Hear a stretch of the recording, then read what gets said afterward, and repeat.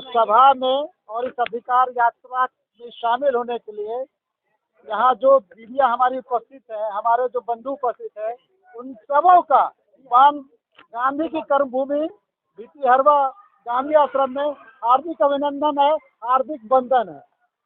हमारा जो मांग है वह एक अहम मांग है और बिहार के आधी आबादी की मांग है।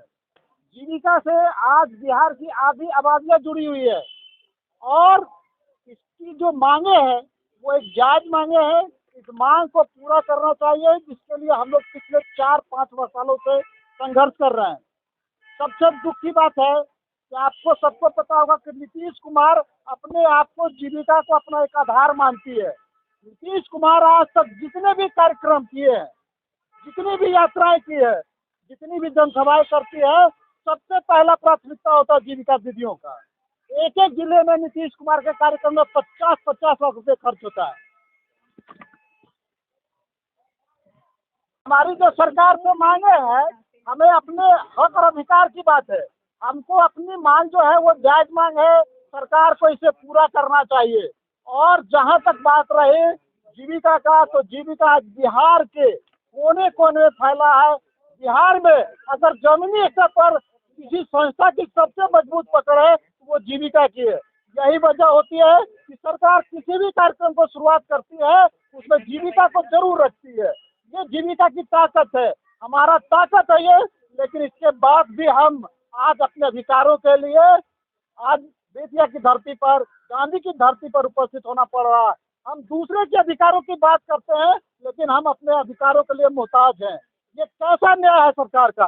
सरकार एक तरफ कहती है भाई हम बिहार के ग्रामीण गरीब महिलाओं को गरीबी के मकड़जाल से निकाल रहे हैं, लेकिन शायद आपको पता होना चाहिए बिहार में बिहार की गरीब महिलाओं पर बिहार के बैंकों का 32,000 करोड़ रुपया ऋण है, कर्ज है। जीविका दीदियों को जो पैसा मिलता है वो कर्ज है। ये महाजनी प्रथा को दूर करने का एक संकल्प था, जीविका का एक कॉन्सेप्ट था, एक विचारधारा था। लेकिन आज जीविका का जो कॉन्सेप्ट है वो बदल गया। महाजनी प्रथा पहले जो महाजन गांव घर के होते थे, आज गांव घर का महाजन नहीं, हमारा महाजन बैंक हो गया है। हम बैंकों से ले रहे हैं। और अगर 15 सालों में अगर देखेंगे जीविका की शुरुआत के बाद तो बदला क्या है, यही समझ लीजिए कि जीविका दीदियाँ आज 15 साल के बाद भी 10 रुपये जमा कर रही है और 1000-2000 रुपये की भी जरूरत पड़ती है तो उसी समूह के पास जाती है पैसे लेने के लिए। अगर सर्वांगीण विकास का मतलब था तो उसको आत्मनिर्भर होना चाहिए था, जीविका दीदियों को उसको आजीविका के साधनों से जोड़ना चाहिए था, उसका स्किल डेवलपमेंट होना चाहिए था।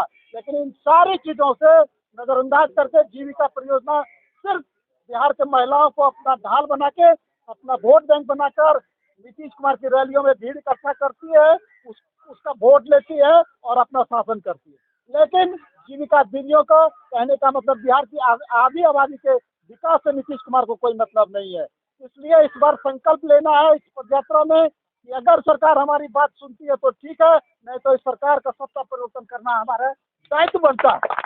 जो हमारे हित की बात नहीं करेगा हम उसकी हित की बात कैसे करें?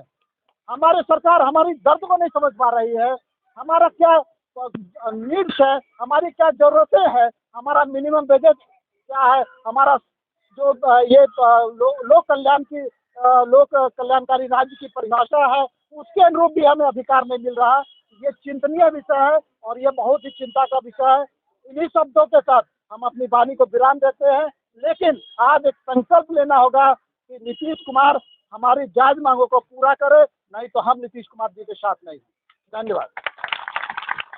बहुत बहुत धन्यवाद।